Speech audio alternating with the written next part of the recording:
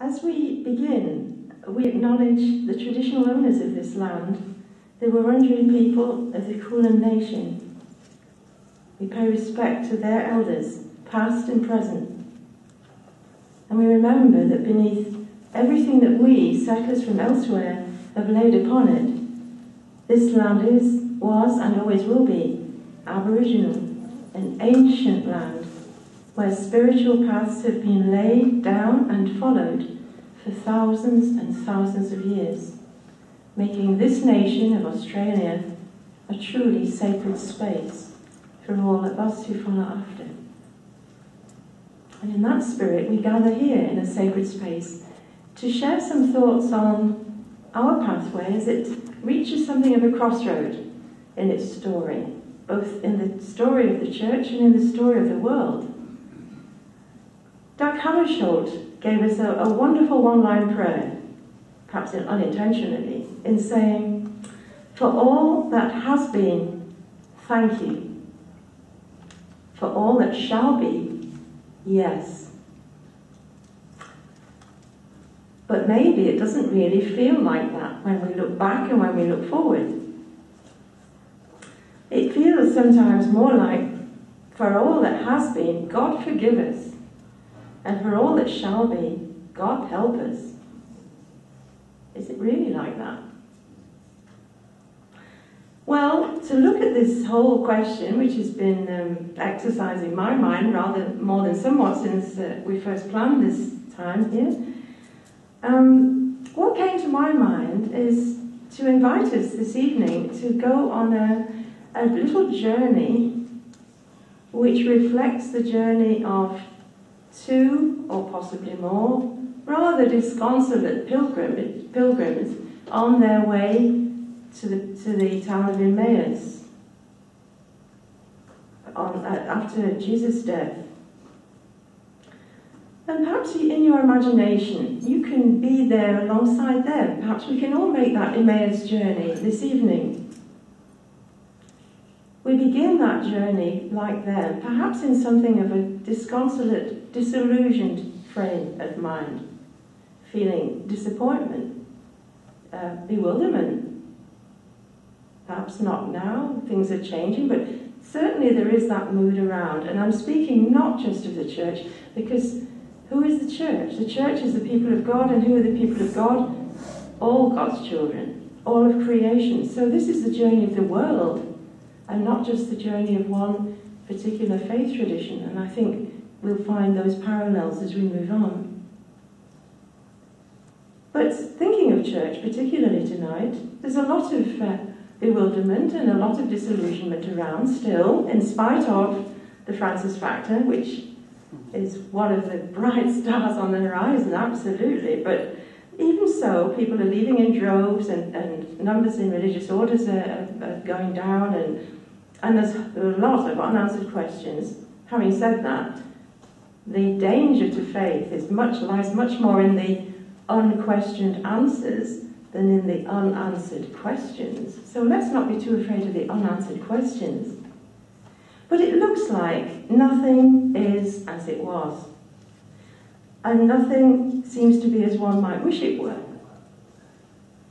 And that's true of the world as well, with all its crises, one after another, every day a new crisis. The future could look bleak. It could look like the end of faith as we know it. It could look like the end of, sometimes it looks like the end of civilization as we know it when we read the newspapers. So, as we make this journey to Emmaus, we're in a bit of a grump, not feeling terribly happy. So what happens next? Well, a stranger joins us and simply quietly walks alongside. And after a time of listening to our grumping and grouching and wondering and bewilderment, the stranger asks, "What are we so concerned about?" he asks. And what's our reaction? We tell him the story so far. We'd all tell it slightly differently, but we know more or less what that story looks like. And he lets us tell him the story, just as he let those disciples on the road to Emmaus tell their story in their way. And then He tells us our story back. He shows us a bigger picture. And I'd like to use a different metaphor. We've been told we don't need permission to engage in dialogue. I hope I don't need permission to make a little bit free with the story of the road to Emmaus, because that's what imaginative meditation is about. And I know that we have at least 2 Jesuits in the room tonight, and there are probably a good many more. So they're the ones who taught me to make free with scriptures, so you know who to turn to. But perhaps a metaphor that we might use helpfully as we look back, guided by that stranger who has come alongside us, would be the metaphor of a river. Imagine that the stranger says, well, let's look at that story again. Let's look at it as a river. And let's go back, first of all, to its source. The source of a river, well, I'm not sure. I've only been to the source of 2 rivers, one in Scotland and one in England. And in both cases, they turned out to be nothing much more than little damp patches, a little gathering of waters that you wouldn't have known what they were if there were not a notice saying this is the source of the river, whatever, the River Trent. Just in passing, some of you, many of you I think, will have heard of Gerard Hughes, the British Jesuit who wrote God of Surprises, who sadly died last November, aged 90. Wonderful, wonderful man, certainly my mentor and friend. He and another Jesuit companion and a sister, 3 of them, were walking in Ireland, and the 2 guys decided they would go to the source of the local river. Now, Ireland is a bit boggy, it's a bit wet on account of it rains most hours of most days. And the sister, who is called Margaret, thought this wasn't a great idea. They were already pretty muddy and pretty exhausted. She said, look, if you must go on and find the source of this river. I'll stay here and sit on this rock and wait for you to come back. So half an hour later, the 2 men came back, absolutely covered in mud and fed up and pretty tired. And Margaret said to them as they approached, she said, so this is the bog of surprises, is it? But to go back to the source is to go back to a tiny, almost imperceptible gathering of water. If we go back to the source, if we let the stranger invite us to go back to the source of the story that we're now lamenting, where does that story have its source? Well, of course, it has its source in that very same stranger. It has its source in a very apparently insignificant birth of an apparently unknown child in the middle of nowhere in the Middle East. And then out of that little event, almost that non-event, only witnessed by the lowest of the low in society, so the infancy narratives narrate, we hear how that source grew by being shared, by sharing of a story with a small group of friends. So our source, Jesus of Nazareth, shares the story with a small circle of friends, and each person in that circle of friends shares the story, breaks the story onward with another circle of friends, until 2,000 years later we have a world-changing vision. So we go back to the source. The stranger takes us back to the source. The stranger is the source. He invites us to reflect on everything that flowed into that source, most of it life-giving, not all of it life-giving, even at the beginning. He takes us through the quiet waters when everything was going fine, and invites us to be grateful and thankful for those times. He takes us to times when the river went underground and we couldn't see it at all, times when religion as such was suppressed in various parts of the world, times when our own spiritual journeys disappeared off the face of the earth and we didn't know what happened. I used to be so close to God, and now, where is it? Rivers can do that. Rivers can flow underground. What they can't do is ever fail to flow to the ocean. The stranger points out some of the obstacles along the way that have been met, major obstacles that have led to martyrdom. and minor obstacles that have just kept people involved with political wrangling. And asks us, did you ever see a river sit and weep because there was a boulder in the way? No. The river goes round the obstacles and makes more land fertile than would have been fertile any other way. So what are the obstacles in the story? He takes us to the rapids, to the whitewater. Well, plenty of that around. Look back over history and no shortage of the whitewater and the rapids in the history of the church and the history of Christianity, or in the history of the human people on this planet. He shows us that sometimes the river's gone into a swamp and got bogged down in itself.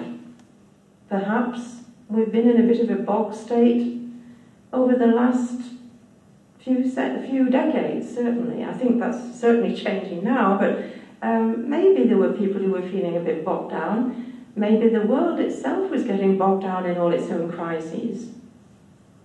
The stranger takes us to lagoons along the river where people have got stuck in a comfort zone and not moved on, and it needed a breath of fresh air or a sweep of fresh water to make things come alive again.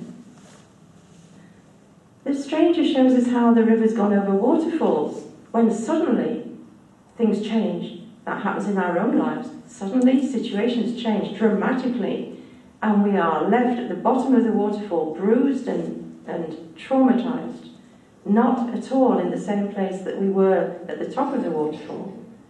Bruised and battered maybe, and yet the river flows on. In some ways, the church has gone over a waterfall. It's gone over certain edges. It's gone over difficult times, as we all know recently. The world has gone over its own waterfall edges, and yet the river flows on. The stranger shows us how the good, life-giving water of the river can sometimes be diverted for not such good ends. Water is diverted from a river, for instance, to keep a water wheel running, to grind the corn. That's a perfectly legitimate diversion of the water. But sometimes water is diverted away from people who need it because somebody else simply takes it. I've seen that happen in Malaysia where a group of indigenous people in Malaysia were struggling in the river valley, living from fish and occasional monkey meat and what they could grow. And then somebody further up the hill started a market garden, diverted the river for the purposes of irrigating their garden, and then promptly polluted the water before they put it back in the river. So the fish died, that kind of thing. Sometimes the energy of our river, our lives, and the church's life, and the world's life can be hijacked for bad purposes. In Ignatian spirituality, we speak about the action of the unholy spirit, the destructive spirit, gets in the way and hijacks certain energies. Then perhaps the river flows into reservoirs. Reservoirs are great, they provide pure drinking water, but they're not necessarily flowing, and they can dry up, and they can be protected areas with big fences around that say that this is ours and nobody else is allowed in, and that gets very defensive. So are there any reservoirs about? But eventually the river flows into the ocean of God's love. The river of our lives flows into the ocean of God's love, and every river does that. And wherever it's been on the way, that's its destiny, its destination. And every river is its own reality. It's not a competition. Various different rivers flow in different ways. So the stranger says, look back at what the river's been, and don't be so disillusioned with it. What do we see? We see, for instance, the great rivers of spirituality flowing through our Christian tradition. The Franciscan, the Dominican, the Carmelite, the Benedictine, the Ignatian, and many more, the Celtic. I'm sure I've missed a lot out, but we see those great rivers, transformative rivers, flowing through the story, through the Christian story. Through very dodgy riverbanks sometimes, we think, oh my goodness, how can such a life-giving river have flowed through such a flawed institution? and yet they do, and they continue to do so. Don't make the mistake that I once heard, and I'll share this with you. It actually happened to me. I could not believe what I was hearing. I was once, many years ago, I was down at Westminster Cathedral in London. They had a little spirituality centre, and Westminster Cathedral is vast, and it serves the entire central London Catholic, not just the people there, but all the people who pass through. So it's huge. And it had a spirituality centre about the size of a small bathroom, with one person looking after it, who then probably left after a short time. And I'd been invited to go and do a day down there. And I went the night before, because I didn't live too close. And the next morning I went into breakfast, and this very, very imposing dining room, and the various priests were sitting around having their breakfast, and I joined one table opposite two very elderly, venerable fathers in their full gear. And they were very friendly and courteous. Good morning. And I said good morning, but I could see that they couldn't work out what in heaven's name I was doing at their breakfast table, and they didn't quite like to ask. And so eventually, when we got through the cornflakes, one of them said, what are you doing here? And I said, apart from eating my cornflakes, I said, I'm doing a day at the Spirituality Centre. Well, clearly neither of them had heard of the Spirituality Centre. And they looked so puzzled, genuinely puzzled. And the comment that came was this. One turned to the other and said, spirituality? Isn't that something more for Anglicans? Oh, please. What do you do? Those great rivers have flowed through the tradition, and thanks be to God for them. They're flowing strong and in life-giving ways today. I'm sure we'll continue to do so. The other thing that's flowing through the tradition is a huge energy of social justice, which is more than ever is alive and well today. The stranger reminds us, in case we've forgotten. Let's not forget that.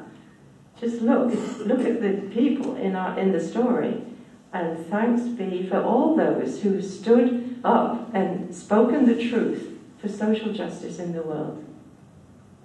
And the river has also brought us a moral framework. The Christian tradition has brought us a moral framework on which our Western societies, it seems ridiculous to talk of Australia as being a Western society. If you go any further east, you'll fall off the international date line. But you know what I mean, in our so-called Western societies.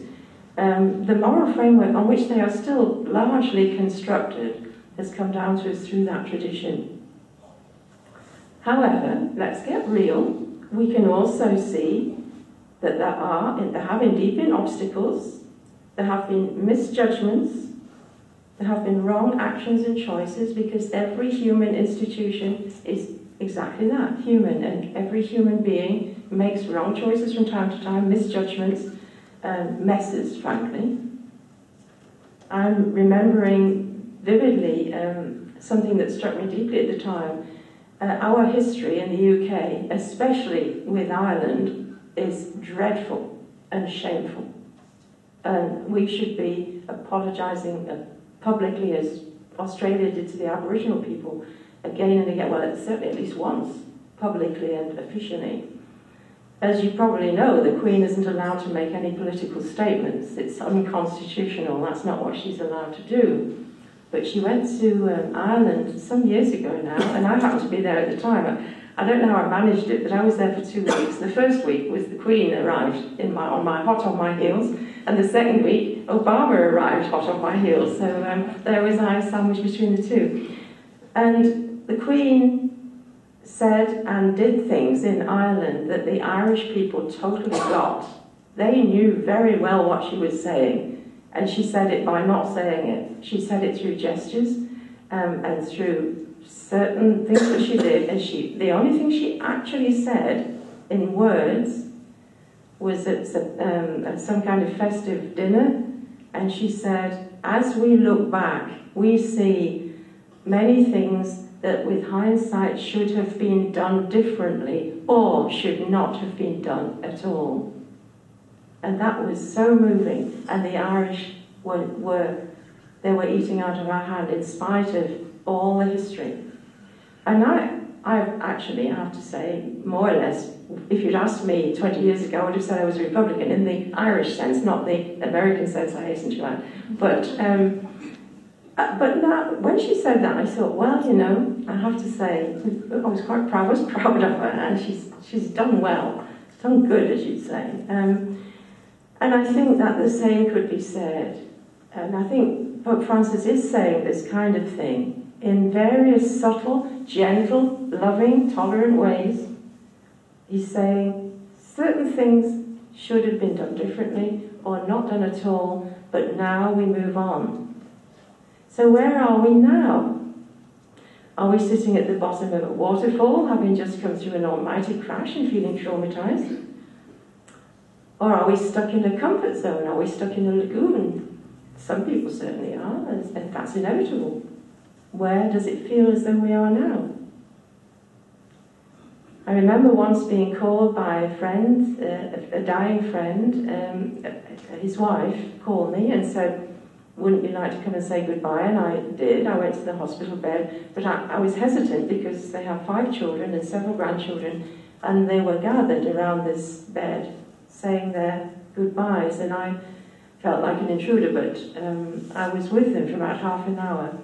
And those 5 children were quite consciously receiving the legacy from their father, the spiritual legacy, and it was so moving. They were having a conversation around him. I don't know whether he could hear. It didn't help that he was deaf before he got ill. So, but they say that the dying do hear. But I'm sure he heard with his inner ear. I'm quite sure of that. And each one of them was saying what he had meant to them personally, what gift he had given to them personally. And it was just a beautiful time. And I was thinking, if as we do come to times when we need to let certain things go and die when their time has come, in order to allow something new to grow, and Jesus said, unless the seed falls into the ground and rots and disintegrates, the new thing won't germinate. Let's put that into Australian terms. Unless the eucalypt seed gets into the intense heat of a bushfire, it won't germinate.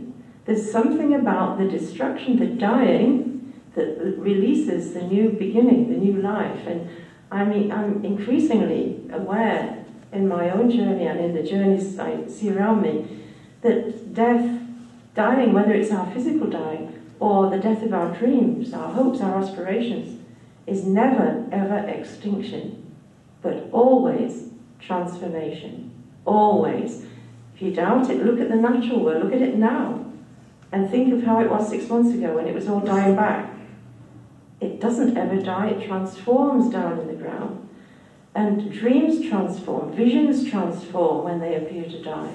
Death is never extinction. Life and death are partners in the great dance of life, not enemies. And the more I think about that, the more hopeful I am that we too can look to the future and say yes. But how will we? The stranger might ask us, how will we live this into the future? Well, an unlikely source of spiritual inspiration is, I'm told, is Picasso, who once said, tradition is about having a baby, not wearing your grandfather's hat. Think about it. In other words, it's about using and rejoicing and giving thanks for everything that has been and receiving it and taking it into ourselves. And out of that now moment, fed and nourished by everything that's gone before, we then produce a new vision, which is carrying the old one forward, but in the framework of our century and our time and our place. So how are we going to deliver that baby and not get stuck on being so hooked on wearing grandfather's hat and doing the things that we've always done simply because we've always done them? You probably know the story of the ashram cat, do you? There was an ashram where, well, it's said, there was an ashram where the guru used to come and speak to the people, and everybody would gather there regularly. but they were disturbed by the ashram cat that used to wander around, and you know what cats are like, walking around and walking over people, and it was disturbing people's meditation. So they tied the cat to a pole on a string, and that was okay. I mean, it was let off. Don't write to the RSPCA or whatever your equivalent. They let it off again at the end, but every time they started a period of meditation, they tied the cat to the pole so it wouldn't disturb everyone.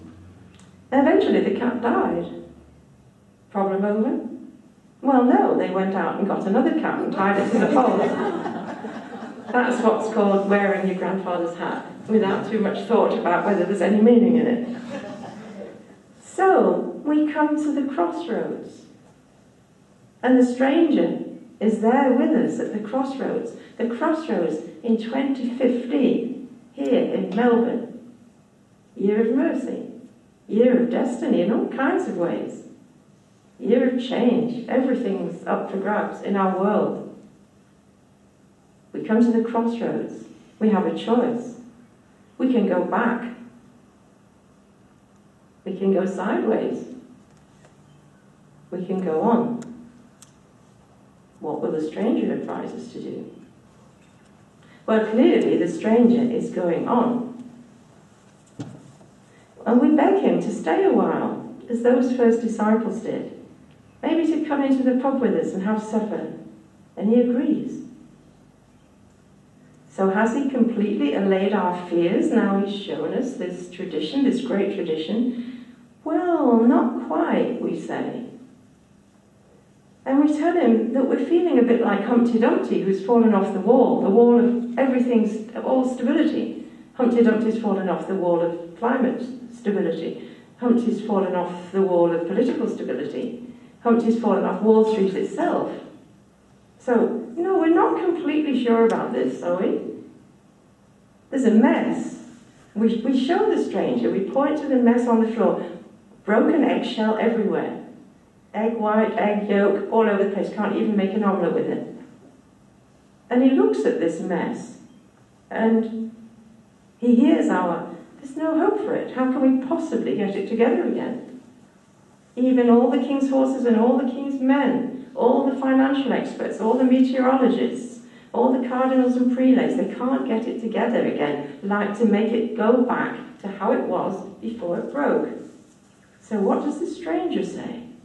He looks at the mess on the floor where Humpty's fallen and crashed. And then he tells us just one thing. He said, it's not just breaking, it's hatching. Oh, something new is coming out of this broken egg. And then he might ask us, so what are you going to do? How are you going to focus your energy? Are you going to spend your energy trying to stick the shell back together again? Good luck if you are.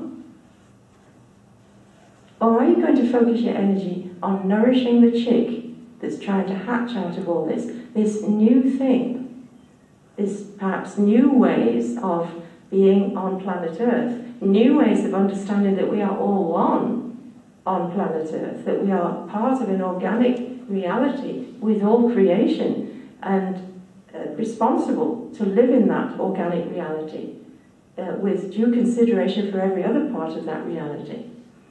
Perhaps the new chick is saying there are better ways of doing economics on this planet, fairer ways that don't take everything from the poorest on the planet, leaving them barely with any water and with anything to live on, while we live in luxury. Fairer ways, better ways. And there are green shoots here, green shoots showing through this mess.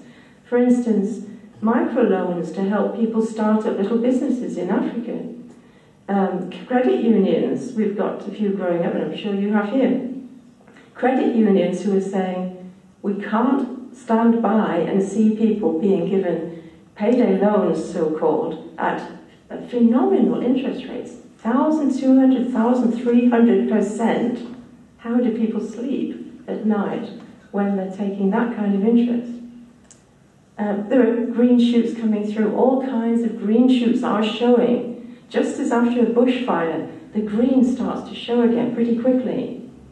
Let's not be downhearted about it, but let's perhaps choose to nourish the chicks that are growing, that are hatching, rather than trying desperately to get the egg together again. Perhaps asking the question, are there new ways of being people of faith coming, or 21st century ways of being people of faith that maybe take us further, that tell the story in our language of today, the same true story, but emphasizing that this is a love story and not a guilt trip.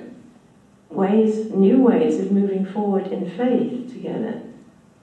So what is that? What chick is it that's hatching? And let's not waste time trying to put the egg together again. There's a story told about two people in a care home. They had neighbouring units, and they used to do jigsaw puzzles together.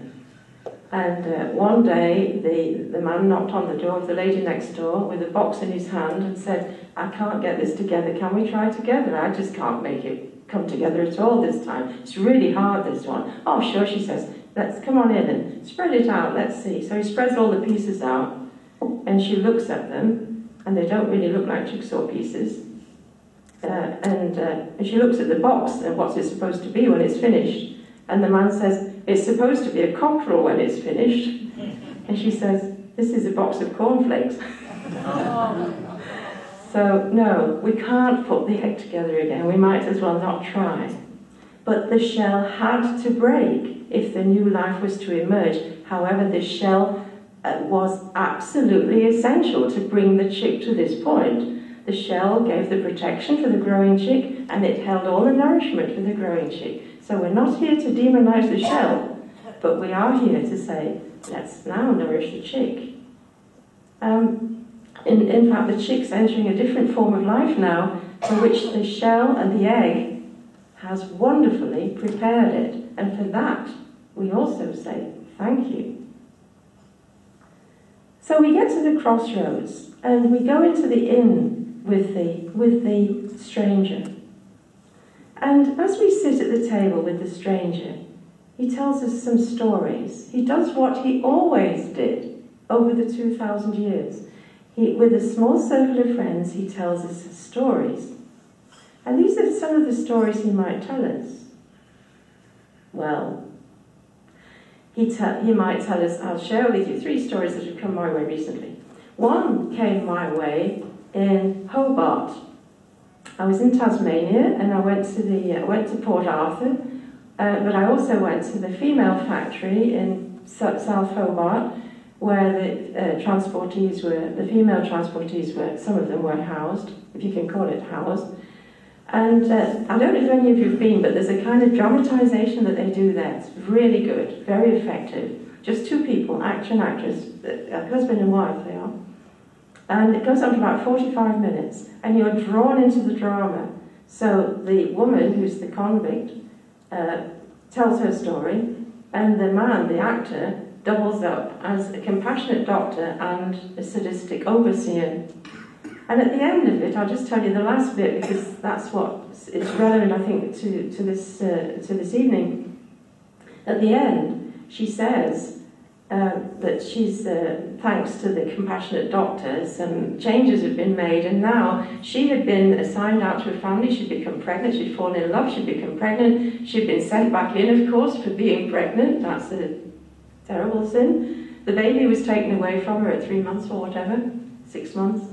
Never to be seen again, taken off to an orphanage somewhere. Most of them didn't survive, but those that did were taken to orphanages, and the mothers never saw them again. And she says, the last thing in this little dramatization, she says, but now, she says, I have something to live for. I have a child, and I'm going to keep my nose clean. I'm going to get my ticket of leave as soon as I can, and I'm going to go and look for my little boy. And when I find him, we are going to look for his father together. And I have a dream, she says, that I'll find my little son, and that my son and I will find his father. And I have a dream that his father will care about us and will make a home for us where we can live from now on. I have a dream. And then she says to the little audience, she says, you've been very kind, you've listened to my story, and I'd like to give you something, but I've nothing to give you except a dream. And so here is my dream. And when I heard that, really I got goosebumps, because it was almost what Jesus said on the cross. Here I am, stripped and vulnerable and completely broken on this cross. But I have a dream, and I want to give you my dream because I want you to make my dream incarnate. I want you to live my dream into the future. Will you take my dream and live it into the future? And I was reminded of that very much in Hobart when I heard that woman's voice then. So how are we going to live that dream? And we've been reminded recently about the many dreams, the several dreams that have inspired the church and the people of God, the whole human family. Martin Luther King's dream that things can be different. A dream for which you are going to be determined to live and, if necessary, willing to die. So that's one of the stories he tells us as we sit in the inn listening. He might also tell us a story about a stream, another little stream. This has made its way down, trying to get to the ocean, and then it comes up against a desert. And it throws itself at the desert because that's what it's always done. When there's something in the way, it throws itself at it. It hurls itself at the obstacles. So it hurls itself at the sand of the desert. And of course it just disappears into the desert sand. And the wind is watching this performance, and it whispers into the ear of the stream, "You can't cross the stream like that." "Oh yes, this is how I do it. This is how I tackle problems," says the stream. "But you can't tackle this problem in the same way that you've dealt with other problems in the past. If you throw yourself at the sand, you will just keep disappearing into the sand." "Well, how else can I cross this desert?" says the stream. Well, the wind says, "You have to allow yourself to be carried across this desert." "How will I do that?" says the stream. "Well, I can carry you across the desert. You have to simply allow yourself to be carried. Surrender to my carrying, and I'll take you to the other side of the desert, and I'll let you fall there again. And you'll be a stream again." And the stream says, "But I won't be the same stream. I won't be me. But you'll be a new stream. The same stream again, and yet not the new stream, not the same stream. A new thing, but rooted in the old." Isn't that what we're called to carry forward? And the stream eventually allows herself to be carried over the desert and fall again, a new stream, the other side of the desert. Well, the church has been in a bit of a desert for various reasons, and the world is in a bit of a desert for all kinds of other reasons. How will we cross this desert? Not by hurling ourselves at it, not by hurling abuse at each other, and certainly not by hurling bombs at the perceived enemy. I'm talking about the world situation here now. Because nobody ever killed an idea with a bomb. How you do it, I have no idea. Answers on a postcard, please, when you say it, and then we'll get it sorted. I'll pass it on to your new PM. But the crossing of the river, we can't cross this river without surrendering to the Holy Spirit and allowing ourselves to be carried. There's an act of surrender got to happen, and an act of trust. And the final story that he might tell us tonight is a story. Let's imagine this. So a pilgrim comes up to a raging river. Pilgrim's on a journey and comes up to a raging river and knows he has to cross. But there's no bridge, and he can't swim. It's far too turbulent. And he stands on the riverbank, stuck. And eventually, a figure comes up alongside him. And this figure carries a boulder in his arms, and this figure is a Christ figure. And he carries a boulder in his arms, and he places it in front of the pilgrim into the water, and says, "Step onto this as a stepping stone." And so the pilgrim does, and he stands there for a day. And the next day, the figure comes again with another boulder, and this carries on. Every morning, this Christ figure brings another boulder and places it into the river. And the pilgrim steps out in trust, one step at a time, one stepping stone at a time, until he's in the middle of the river. And then one day, the person with the Christ figure doesn't seem to come. And he panics and he turns around. Where is he? And then he sees where this person is getting the boulders from.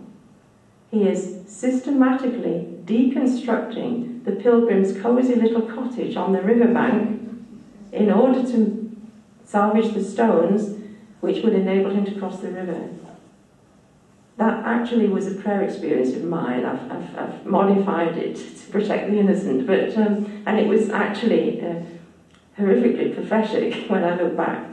But the story rings true, and that's why I'm sharing it with you. And it told me, and still tells me, two things particularly, apart from the fact that I can trust God to get me across this river, if indeed I need to cross the river.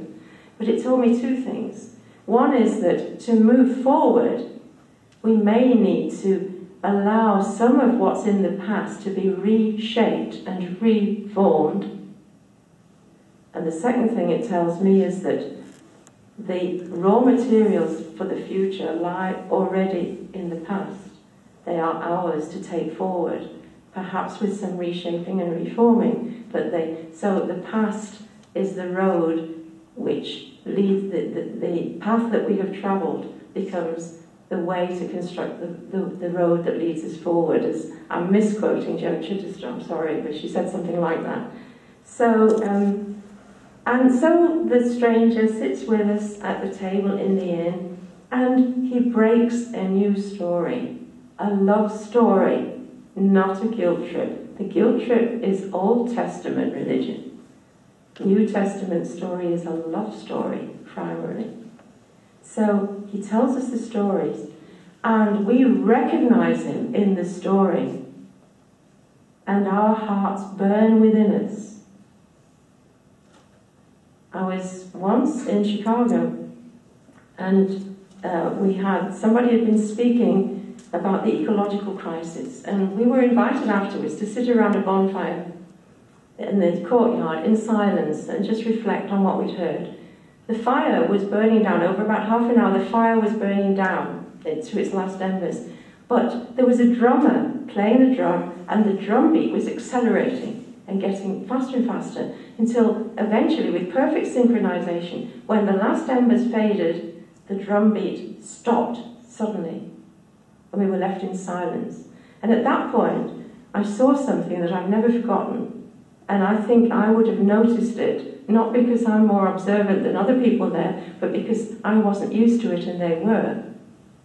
I saw hundreds of thousands of fireflies dancing around that dead fire. And I saw them because we don't have fireflies in Britain, but they do in Chicago, so they wouldn't have been so aware of them, but I was. And I've never forgotten that, because it seemed to me that the fire, that everybody would have thought was dead, and there's that sense sometimes in the world, it's all going to pot, the church is dying away, religious orders are not getting vacations, it's all going down. But that fire may well be going down in its older form, but each one of us, it was as if each of the sparks of that fire had turned into a living being, and each living being carries the fire within us, in our hearts, in our burning hearts. So, as we now listen to those stories, we know, do we, which way we will go? Not backwards. That would be fundamentalism. Not sideways. That usually just leads to mirages. But onwards, to a future that we can't see, but that we can trust. We carry that fire, I suggest, with us into the future. We could say it's a case of fly or die. Can we fly forward with that fire within us? God leaves us free to choose. And we have always said, as people of faith, we choose life. I came across a last quote I'll share with you this morning, and I'll shut up. I get something through, I don't know how it happened, but there's something called quotations.org. I don't know if anyone else gets it, and I don't know why I get it. And most of them I don't keep. But this morning's, I thought I'd want to share with you. It said this: the mind builds the abyss. The heart enables us to fly across it into a future we can't yet see, but we're invited to imagine and to make real. We're being called to take that dream again and again that Jesus gives us from the cross, to take that forward and make it incarnate. And surely that, friends, is the future to which our hearts truly can say yes. Thank you.